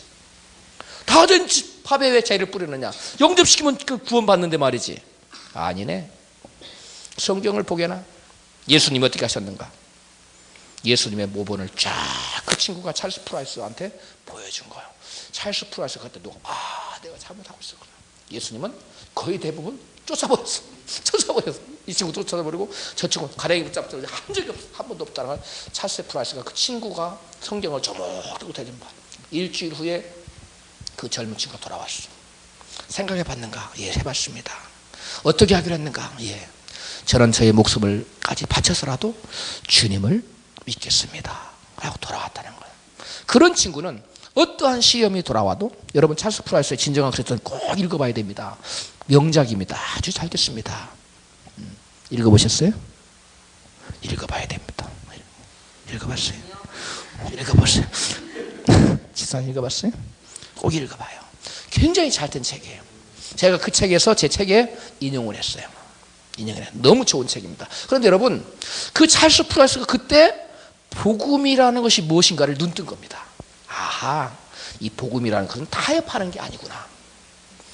그래서 이분이 그 책 주제가 뭐냐면 참된 그리스도인이 누구냐 이거예요. 리얼 크리스찬이라는 책이에요. 원어가 리얼 크리스찬. 이 리얼 크리스찬은 자기의 목숨까지라도 버리고 어떠한 값도 대가를 지불하고 주님을 향해 따라가는 사람이 리얼 크리스찬은. 근데 여러분 리얼 크리스찬의 모습은 오늘 누가복음 14장 여기에 나와 있어요. 이런 거를 하는 사람이 예수님이 제자라는 말이 3번 나왔는데 제가 여러분한테 누누이 말씀드리지만 제자는 뭐예요? 예수를 믿는 사람이에요. 그러니까 예수를 믿는 자가 구원은 누가 받아요?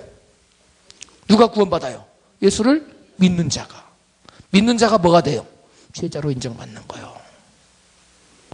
그런데 여기 보니까 제자가 되는 일이 예수님은 결코 쉽다 어렵다? 결코 쉽지 않다는 거예요.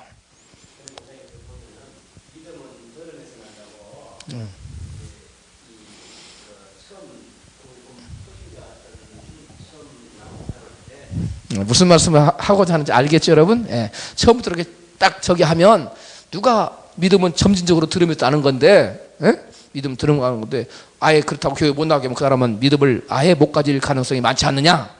그러니까 일단 완전히 헌신을 안 했더라도 일단 교회에 들어와서 말씀 많이 듣게 해야 되는 거 아니냐. 그러니까 그 말하고 싶죠. 예? 예, 믿음을 들으면서 자꾸 들어야 되지 않느냐. 예, 믿음이 잘해야 되는 거 아니냐. 맞아요, 틀려요? 맞는 얘기예요. 맞는 얘기인데 여기에 뭐가 있어요? 함정이 있어요. 여기에 뭐가 있다고요? 함정이 있다는 거예요. 자, 그러면 그 기회를 언제까지 줄 것이냐 이거예요. 그 기회를. 사람들은 그 믿음이 아닌 것이 믿음인 줄 알고 계속 다닌다는 거예요. 그러니까 어느 한순간에 우리 목사님처럼 깨어 있어서 내가 저 친구는 언제는가는 딜을 해서 대면을 해서 이 문제를 짚고 넘어가야 하는데 평생 그걸 처음에 안 한 분은 평생 못합니다. 이게 무슨 말인지 이해 갑니까?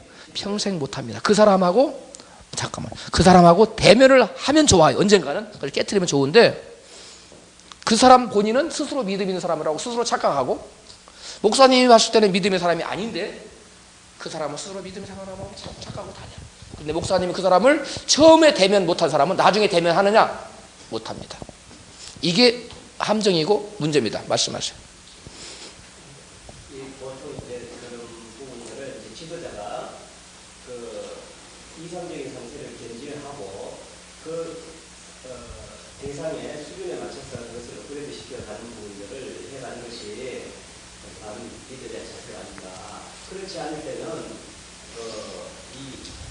이 자체를 증거를 찾아가는 문제가 되고 초등학생한테 대학 교과서에서 적분 미적분을 연구해야 된다고 강조하면은 그냥 소개하게 된다. 애들한테 그 셀프를 심플하게 된다. 그러면 내가 우리 그 목사님 그러면 예수님은 잘못된 방법으로 전도하셨네요? 그렇지만 이제 그 제자들에게 요구하는 수준하고 일반 대중에서 나가서 여기는 제자들이 아니에요. 허다한 무리와 함께 갈새. 여기는 대상이 제자들이 아니에요. 이건 온갖 잡동생이 초신자 뭐 한번 예수가 누군가 알아본 사람 모든 사람을 다 대상으로 할 때 예수님이 그들을 향해 분연히 돌이켰어요. 다 따라오지 말아라. 너희들 다 따라온다고 되는 게 아니라는 거예요. 예수님은 이건 제자들을 뽑아놓고 한 얘기가 아니에요. 여기서는 허다한 온갖 사람들이 다 쫓아오는 사람들을 향하여 주님은 가던 길을 딱 멈추고 분연히 안색을 바꾸지는 않았겠지요. 예수님이시니까 전혀 다른 태도로 주님이 제자의 길이 무엇인가를 가르치고 있어요. 예, 오케이? 잠깐만요. 예, 그래. 예. 제자의 길을 계속하는 걸 말하는 거예요. 예. 제가 봤을 때는 예수님께서 어떤 하나님의 비밀을 예, 이거 가지고 해.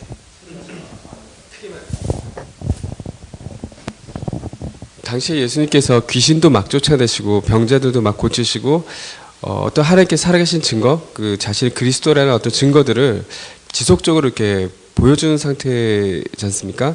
그래서 사람들은 어떤 그런 것을 보고서 이분이 참으로 하나님께로부터 왔는지 안 왔는지 직접 눈으로 보기 때문에 보고 결정할 수 있는 그런 선택권이 있다라고 이렇게 느껴지고요. 그래서 지금 오늘날의 어떤 전도 방법에 있어서는 우리는 그냥 어떤 이런 교리적인 부분들을 설명하는 데 그치고 있기 때문에 그런 것도 직접 보지 못한 상태에서 어떤 믿어야 될지 말아야 될지 어떤 그런 결정들을 얘기를 한다면 예. 자, 여러분들 무슨 말인지 이해가시죠? 많은 친구들이 있는 상황과 오늘날 많은 친구들이 없는 상황이 다르지 않느냐 얘기하는 거죠? 네? 예수님 당시에 수많은 사람들이 수많은 이적들을 봤어요. 근데 예수님은 그들을 다 결국은 예수님 말씀 한마디를 잘못하니까 내가 하늘에서 내려온 떡이다. 다 어떻게 했어요? 돌아가고 다 시험 들었어요. 다 돌아가고 예수님 제자들에게 너희도 가려느냐? 베드로를 향하여 많은 제자들에게 너희도 가려느냐? 제자들하고 그랬어요. 주여 영생의 말씀에 계시오매 우리가 어디로 가오리까? 여러분 그 수많은 무리들이 기적을 안 보고 이적을 안 봐서 안 떠났습니까?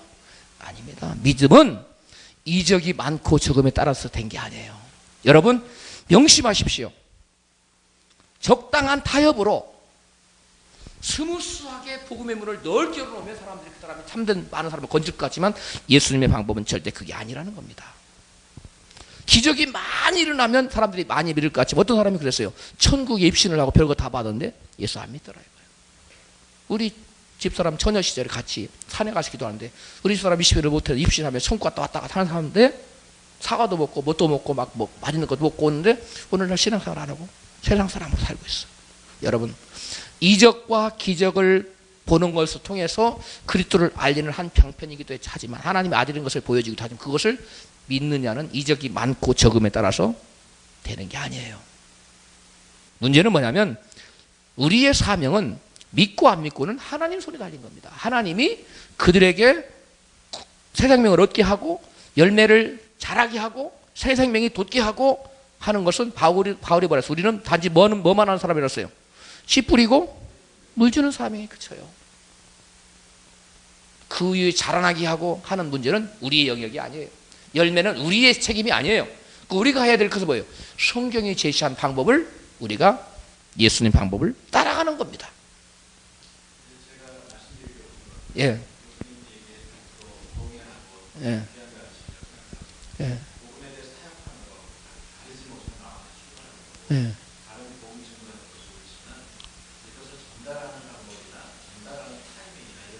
그렇죠. 예.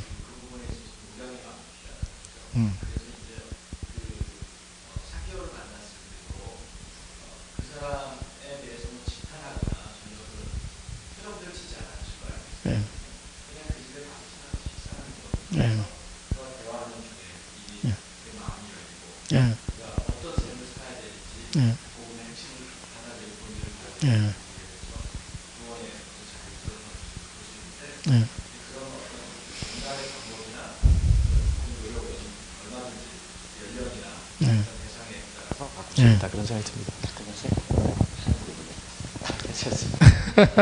그래요. 여러분 무슨 말씀 이해가지요? 예. 그러나 밥 먹을 시간 됐다고 이제 2분 이내에 끝낼 거예요. 예. 여러분 그래서 맞아요. 저도 우리 교회에 초신자가 있어요. 우리 강남길 형제님이라고 우리 강지사님 동생인데 제가 그분한테 온전한 복음 제시를 아직 안 하고 있어요. 못 하고 있어요. 못 하고 있는데 일단 내가 바쁘고 그런데 내가 지금 언젠가는 대면할 날을 기회를 기다리고 기도하고 있어요. 그래서 이 복음을 리얼하게 택하라고. 근데 지금까지는 계속 복음은 우리 목사님 말씀 틀린 게 아니에요. 복음은 믿음은 들으면서 나기 때문에 계속 말씀을 듣고 지금 오늘도 믿음이 자랐어요. 자랐는데 그가 아직 모르는 건 뭐냐? 복음에 대한 대가가 뭔지를 모르는 거예요. 그래서 그 문제를 가르치려고 그래요. 그렇기 때문에 여러분들이 일단은 그것도 우리 목사님 말씀 전혀 틀렸다는 게 아니에요. 그러나 제일 원칙은 주님의 방법이어야 된다는 거예요. 주님은 결단코 타협하지 않았다는 거예요. 그런데 자칫 목사님이 주장하는 것을 따르다 보면 그 타이밍, 대면하는 타이밍을 영원히 놓쳐버린다는 거예요. 오늘날 교회 대부분 목사님들이 영원히 그것을 대면을 하지 않는다는 것에 문제가 있어요. 예, 언젠가 돌아오겠지. 그래서 뭐라고 얘기해버리냐면 믿음이 아직 적은 거야. 아니 그 믿음이 적은 게 아니 믿음이 없는 겁니다. 이걸 알아야 돼요. 그런데 믿음이 없는 자를 믿음이 적다고 덮어두는 거예요. 아니에요. 믿음이 적은 것과 없는 것은 전혀 다른 겁니다. 주님을 향해서 자기 목숨까지 내어놓을 각오가 안 돼 있는 이런 것은 참된 믿음이야. 그건 제자가 아니에요. 그래서 여러분 제자와 믿는 자를 구분하면 안 돼요. 따라합시다. 제자는 믿는 자와 전혀 다르지 않다. 믿습니까? 전혀 같은 거예요. 그걸 오해하면 여러분 사역에서 큰 오점을 가져와요. 아멘. 우리 잠시 기도하고 이제 식사를 해야 될 것 같아요. 그래서 우리가 이거 다음 시간에 구원의 확신에 관해서 계속 합니다. 로마 공부해 오세요. 여러분 또 매주 또 공부해 오는 것도 해오시고요. 1분간만 기도하고 마칩니다. 주여 한번 합니다. 주여! 할렐루야. 하나님 아버지 감사합니다. 우리가 하나님 앞에 섰을 때에 구원의 확신만으로 하나님 우리 많은 사람들이 구원받는다고 생각하는데 하나님 우리가 하나님의 참된 믿음의 소유자가 되지 않고는 주님을 향한 복음의 일꾼으로 하나님의 자처하면서도 십자가를 지지 않거나 나 자신을 부인하지 않거나 주님의 발자취를 쫓지 않거나 하나님의 복음에 하나님 값비싼 대가를 지불하고자 하지 않는 자는 결단코 구원하지 못한다는 사실을 우리로 하여금 깨닫게 하시고 우리가 참된 복음의 길을 걷게 도와주시고 예수께서 우리에게 제시한 방법을 우리가 하나님 온전히 추구하는 자가 될 수 있도록 도와주시고 역사하시고 인도하여 주옵소서. 감사하고 찬양하며 예수님 이름으로 기도합니다. 아멘. 할렐루야. 제가 한 가지만 덧붙인다면 개인적으로 이렇게 대면을 하기가 어려우면 강단에서 설교자로서 대면을 해서 분명히 값비싼 대가를 말해줘야 됩니다. 저는 강단에서 여러 차례 십자가의 대가, 여러분 제 설교 중에 제자가 되는 대가라는 설교가 있어요. 카페에 올라가면 들으신 분 손 들어봐요. 우리 성집덕이랑은 다 들었죠. 제자가 되는 대가. 설교 안 들어봤어요? 그 설교를 꼭 들어보세요. 그 제자가 되는 대가를 제 위로 올려놓으세요. 그 위에 있는 거. 공지에다 올려놨어요. 왜냐하면 그건 반드시 들어야 될 설교예요. 그래서 그런 설교들을 목회자들은 끊임없이 해줘야 됩니다. 그래서 예수님 복 받는다, 이런 설교만 해주면 안 돼요. 그래서 영혼을 죽이는 결과를 추구해요. 그래서 제자를 믿을 때 내가 치러야 될 값, 희생, 십자가, 좁은 길이 무엇인가 이것을 끊임없이 계속 주기적으로 해요. 그렇다고 뭐 처음부터 계속 십자가만 지라고 하면 안 되고 축복도 해주고 위로도 해주고 격려도 해줘야 되지만 중간중간 계속 이거 섞여서 나가야 돼요. 밸런스. 따라합시다. 복음의 밸런스를 유지합시다. 아멘. 네.